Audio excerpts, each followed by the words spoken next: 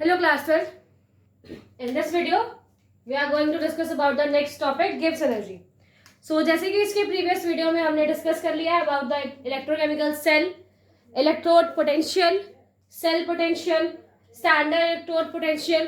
Also हमने किस तरीके से measure करेंगे ये सारी चीजें हमने यहाँ पर discuss कर चुके हैं. So जब हम electrochemical cells को use करते हैं, so after using electrochemical cells हम क्या करते हैं, केमिकल एनर्जी को इलेक्ट्रिकल एनर्जी में चेंज कर रहे हैं.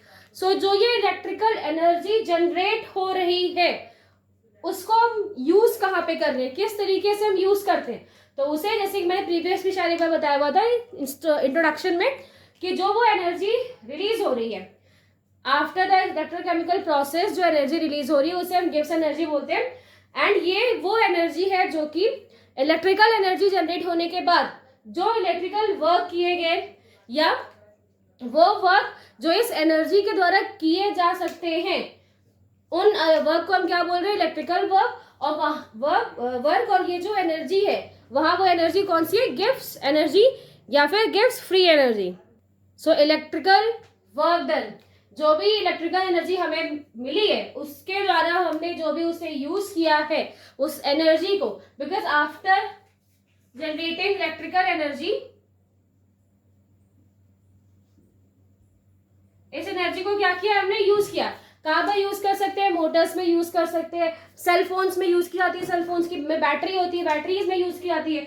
तो हम पहले क्या करते हैं, उसमें एनर्जी हमने उसमें स्टार्ट की, उसमें जो सेल्स लगे हुए इलेक्ट्रोकेमिकल सेल्स है. आफ्टर दैट स्पॉन्टेनियस प्रोसेस होगी. स्पॉन्टेनियस प्रोसेस में बता चुके हैं कि खुद ब खुद वो प्रोसेस स्टार्ट हो जाती है एंड वहां से एनर्जी जनरेट होती है. वो एनर्जी क्या होती है, इलेक्ट्रिकल एनर्जी, जिसे आप गिब्स फ्री एनर्जी या गिब्स एनर्जी बोल रहे हैं. और इस एनर्जी के द्वारा जो हमने वर्क किए, जो भी इलेक्ट्रिकल वर्क करती है एक cell, electrical work by a cell, उसे ही हम क्या बोलते हैं, गिब्स एनर्जी बोलते हैं. ठीक है, चलो अब एक और बात हम बात करते हैं. ये जो एनर्जी है वो किसके इक्वल होती है, हमें अगर इस एनर्जी को निकालना है, गिब्स एनर्जी जो कि हमने यूज की आफ्टर जो इलेक्ट्रोकेमिकल सेल से जो एनर्जी निकल रही है उसे जो हमने यूज किया, अगर हम उसे काउंट करना चाहते हैं या मेजर करना चाहते हैं कि हमने कितनी एनर्जी को यूज किया है, तो वो हम यहाँ पे सीखेंगे कि कैसे इसे हम मेजर करें. Electrical work done is equal to, हमें क्या एनर्जी का यूज करनी है, गिब्स एनर्जी पता करनी है. कैसे पता करोगे, जो भी काम आपने किया, राइट. सो जो इलेक्ट्रिकल्स का यूज करके, इलेक्ट्रिक एनर्जी का यूज करके जो भी हमने वर्क किया है उसके थ्रू हम गिब्स एनर्जी निकालना चाहते हैं. सो ये हम कैसे निकाल सकते हैं, बाय द इलेक्ट्रोड पोटेंशियल. जो आपने वहां पर इलेक्ट्रोड यूज किया हुआ है, जो इलेक्ट्रिकल पोटेंशियल हम वहां पर यूज कर रहे हैं, इलेक्ट्रिकल पोटेंशियल. ये पोटेंशियल कहाँ से आ रही है, जो हम पोटेंशियल यहाँ पर पहले तो हम क्या बात कर रहे हैं, पोटेंशियल की बात कर रहे हैं कि पहले तो वहां पर एक पोटेंशियल जो जनरेट हो रहा है. ये पोटेंशियल कैसे जनरेट हो रहा है, हम पहले इसे इलेक्ट्रिकल पोटेंशियल बोल देते हैं, इलेक्ट्रिकल जो एनर्जी है. बट ये एनर्जी कहाँ से, ये कौन सा पोटेंशियल है, सेल पोटेंशियल है.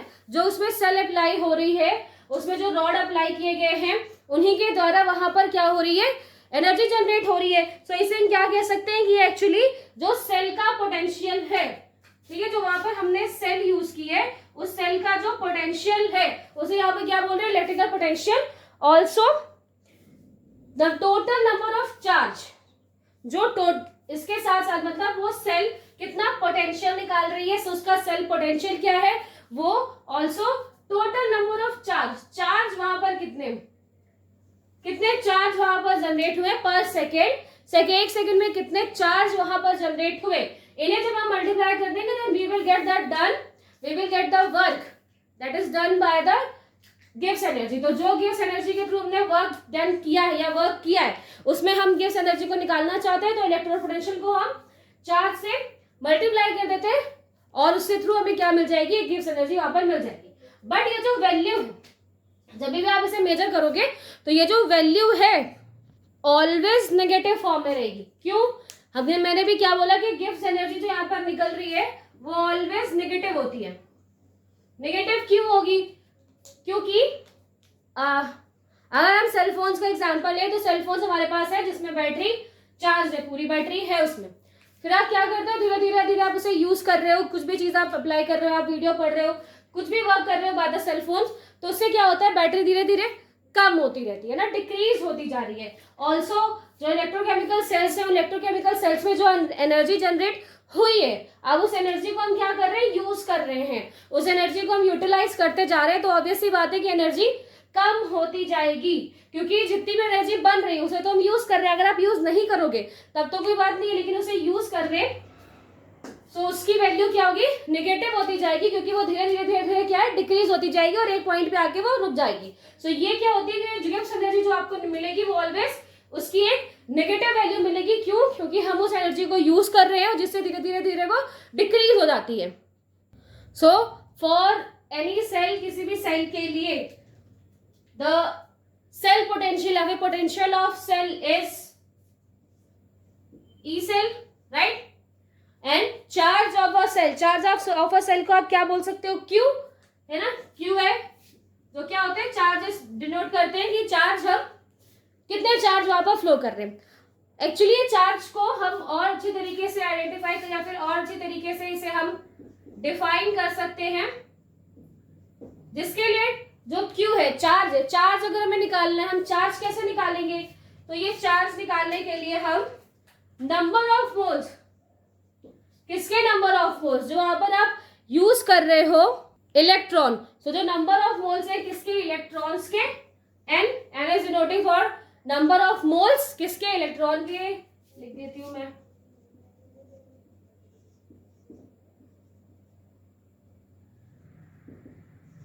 सो number of moles of electron multiply with F. F क्या है, इसके पहले मैंने आपको बता चुकी हूँ, एफ इज अ फेराडे। क्या है, फेराडे कांस्टेंट है। इसके प्रीवियस हमने इसके बारे में पढ़ ही लिया कि इसकी क्या वैल्यू है, इसे कैसे यूज कर सकते हैं। सो क्यू दैट इज चार्ज इसे अगर आपको चार्ज निकालना है इलेक्ट्रोकेमिकल सेल्स के अंदर, तो जो नंबर ऑफ मोल्स है ऑफ इलेक्ट्रॉन्स, कितने इलेक्ट्रॉन्स वहां पर यूज हुए, उनके साथ जब हम फेराडे इक्वेशंस को मल्टीप्लाई कर देंगे तो we will get the charge. So इसीलिए अब हम क्या कर सकते हैं, चार्ज या फिर क्यू की जगह पर हम प्लेस कर देंगे NF. So delta G, that means Gibbs energy is equal to NF with multiply with potential of cell. NF आपको समझ में आ रहा होगा, चार्ज को हम और डिफाइन करके NF लिख सकते हैं। N क्या है, number of moles of electron, F Faraday constant, and E cell is the electrode is a potential, ठीक है, ये potential, cell potential of a cell. ये वैल्यू कैसी है, नेगेटिव, मैंने अभी आपको बताया था ये वैल्यू नेगेटिव है। So always use the minus charge. अगर आप माइनस चार्ज नहीं यूज करोगे तो ये वैल्यू यहाँ पर गलत है, ठीक है। ये तो आपको इक्वेशन याद रखनी, बट आपको ये भी याद रखना है कि जो गिब्स एनर्जी है वो ऑलवेज डिक्रीज होती रहती है, इसलिए यहाँ पे माइनस चार्ज का यूज करेंगे, माइनस में है वो कम होती रहती है। So that is the formula जो कि हम यूज कर सकते हैं फॉर ऑब्टेनिंग गिब्स एनर्जी। बहुत इंपॉर्टेंट है, आप इसे जितने भी इक्वेशन या जितने भी सवाल यहाँ पे पूछे जाएंगे, बहुत सारे सवाल है जहां पर गिब्स एनर्जी आपको काउंट करनी होगी, तो ये फॉर्मूला आप अच्छे तरीके से याद रखेंगे। ऑल्सो ये जो मैंने अभी आपको कंडीशन बताई, या फिर जो यहाँ पर हमने डिस्कस किया ये फॉर्मूला, ये नॉन स्टैंडर्ड सिचुएशंस के लिए है। किसके लिए, नॉन स्टैंडर्ड। नॉन स्टैंडर्ड का मतलब हमें पता है, जब क्या है, सिचुएशन स्टैंडर्ड नहीं है। सिचुएशन स्टैंडर्ड नहीं है का मतलब क्या है, जो भी सब्सटेंस है हमारे पास, या फिर सब्सटेंस इन द सेंस कि जो भी हमने यूज किया है एज अ इलेक्ट्रोड, इलेक्ट्रोलाइट, उसका जो कंसंट्रेशन है, उसका कंसंट्रेशन क्या है, 1 मोल अगर ना हो। ऑल्सो टेम्परेचर कितना होना चाहिए था, स्टैंडर्ड में हमारा टेम्परेचर कितना होना चाहिए, 298। टेम्परेचर भी सही नहीं है, जितना हमें लेना चाहिए था उतना हम स्टैंडर्ड टेम्परेचर नहीं ले रहे हैं। सो अगर टेम्परेचर, कंसंट्रेशन, ऑल्सो जो उसमें एटमॉस्फेरिक प्रेशर लग रहा है वो अलग अलग हो, चेंज हो, जो एक स्टैंडर्ड में लगता है वो नहीं है, तब आपको ये फॉर्मूला यूज करना है। So this formula is for non standard situation. And if you want to use a standard situation, अब हम एक स्टैंडर्ड सिचुएशन रखना चाहते हैं, बिल्कुल जिसमें जो कंसंट्रेशन है वो 1 मोल है, वहां पे 1 मोलैरिटी आपको वहां पे दिख रही है। ऑल्सो टेम्परेचर 298 है, एटमॉस्फेरिक प्रेशर 1 atm प्रेशर वहां पर लग रहा है। सो एट दैट कंडीशन हम गिब्स एनर्जी कैसे निकालेंगे, दैट इज -NF। जस्ट आपको यहाँ पर स्टैंडर्ड इलेक्ट्रोड पोटेंशियल को यूज करना है, इसके प्रीवियस जो हमने यूज किया था that is the cell potential. लेकिन जब हम एक स्टैंडर्ड सिचुएशन में आ जाएंगे जहां पर कैसी सिचुएशन है ये, एक स्टैंडर्ड सिचुएशन है जिसमें जो टेम्परेचर है वो 298 केल्विन होना चाहिए, हमारा जो एटमॉस्फेरिक प्रेशर है वो 1 atm प्रेशर यहाँ पे लग रहा है, ऑल्सो मोलैरिटी या फिर जो कंसंट्रेशन है किसी भी सोल्यूशन का वो 1 मोलर के पास है, 1 मोलर है। तो ये कैसी सिचुएशन है, स्टैंडर्ड सिचुएशन। और स्टैंडर्ड सिचुएशन में क्या कर सकते हैं हम, इस फॉर्मूले का यूज करेंगे जहां पर जो आपका ई सेल लिखा हुआ है, not cell, that is the standard electrode potential. Standard electrode potential को वहां पे रखेंगे in case of standard situation, and in case of non standard situation हम इस फॉर्मूले का यूज करने वाले हैं।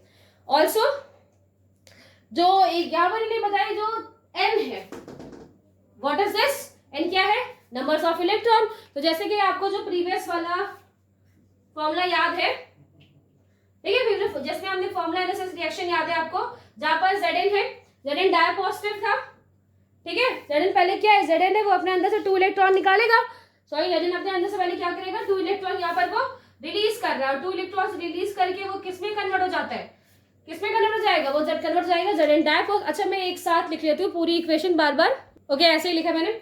सो ये सिचुएशन जैसे आपको यहाँ पे दिखाई दे रही है कि Zn डाई पॉजिटिव में कन्वर्ट हो गया after giving 2 electrons, and Cu di positive से Cu में कन्वर्ट हो गया आफ्टर टेकिंग 2 इलेक्ट्रॉन्स। सो यहाँ पर जो भी नंबर ऑफ इलेक्ट्रॉन्स है वो कितने एक्टिव है, 2 ही इलेक्ट्रॉन्स है जिनका आप यूज कर रहे हो, Zn को Zn डाई पॉजिटिव में कन्वर्ट होने में और Cu डाई पॉजिटिव को कॉपर में कन्वर्ट होने में। तो यहाँ पर जो N है वो आपको वहां पर क्या रखना है, 2, क्योंकि बिकॉज 2 इलेक्ट्रॉन्स चेंज कर रहे हो आप। F आपको नंबर पता है, इसकी वैल्यू 96500 समथिंग, सो ये आपको वैल्यू पता है, पिछले हम बता भी चुके हैं फ्राइडे की वैल्यू, सो वो आपको रखनी है। और cell potential, that is the potential of a cell, वो आपको क्वेश्चन में दिया होगा, या फिर जो स्टैंडर्ड पोटेंशियल है तो आपको यहाँ पे पता होगा कि स्टैंडर्ड सिचुएशन है दैट इज 1.1 वोल्ट। तो इस तरीके से आप क्या कर सकते हो, गिब्स एनर्जी को निकाल सकते हैं किसी भी सेल की। नंबर ऑफ इलेक्ट्रॉन्स है, अगर नंबर ऑफ इलेक्ट्रॉन्स 4 है तो आपको 4 रखना है, 6 है तो 6 रखना है, एंड देन ये सिचुएशन अप्लाई हो सकती है। ओके अगर हम जैसे कि प्रीवियस हमने एक इक्विलिब्रियम कांस्टेंट की बात की थी कि अगर हमारा जो सेल है वो इक्विलिब्रियम जनरेट कर लेगा, वो इक्विलिब्रियम के बराबर हो जाएगा, तो वहां पर हम किस तरीके से देखेंगे, तो वहां पर भी गिब्स एनर्जी चेंज हो जाएगी। तो ये एज अ इक्विलिब्रियम कांस्टेंट अगर हमें गिब्स एनर्जी काउंट करनी है, so at the equilibrium Gibbs energy is equal to, ठीक है, एट द इक्विलिब्रियम की बात कर रहे हैं हम, Gibbs energy is equal to minus तो रहेगा, ऑलवेज नेगेटिव वैल्यू है, माइनस RT log K, ठीक है। इसको यूज करके हम आइडेंटिफाई कर सकते हैं, निकाल सकते हैं Gibbs free energy at the equilibrium, जिसमें R आपको पता है that is the gas constant, T temperature, log P value, and after that log K value लिखिए। K पे यहाँ पे what is K is equilibrium constant, ठीक है, इसको प्रीवियस में डिस्कस कर चुके हैं। सो ये आपको मैंने यहाँ पे बता दिया about the Gibbs free energy, जिसमें आपको बेसिकली तो फॉर्मूले याद रखने हैं कि क्या क्या फॉर्मूला है, और हमें गिब्स फ्री एनर्जी निकालने को बहुत बार पूछी जाती है न्यूमेरिकल्स के फॉर्म में। सो ये जो कंडीशन है उस कंडीशन के अकॉर्डिंग आपको फॉर्मूले रखने हैं एंड सॉल्व द क्वेश्चन।